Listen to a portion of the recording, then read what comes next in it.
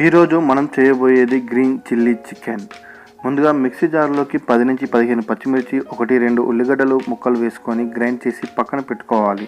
కారం ఎక్కువ తినేవారు మరో 5 మిర్చిలు వేసుకోవచ్చు. తర్వాత ఒక ఇనుప మూకుడులో 3 లేదా 4 పావుల నూనె పోసి వేడి అయ్యాక అందులో పచ్చిమిర్చి, ఉల్లిగడ్డలు వేసి నూనె పైకి వచ్చే వరకు వేయించుకోవాలి.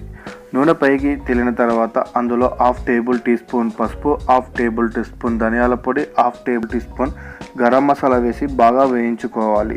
ఆ తర్వాత కొద్దిగా కసూరి మేతి వేసి వేయించాక మంచిగా కడుక్కున్న బోన్లెస్ చికెన్ను కడాయిలోకి వేసి వేయించుకోవాలి. ముక్కలు మెత్తగా ఉడకడానికి, స్పాంజ్గా అవ్వడానికి నాకు 20 నిమిషాలు టైం పట్టింది. కర్రీ మొత్తం మీడియం ఫ్లేమ్ పైనే చేసుకోవాల్సి ఉంటుంది, గుర్తుపెట్టుకోండి.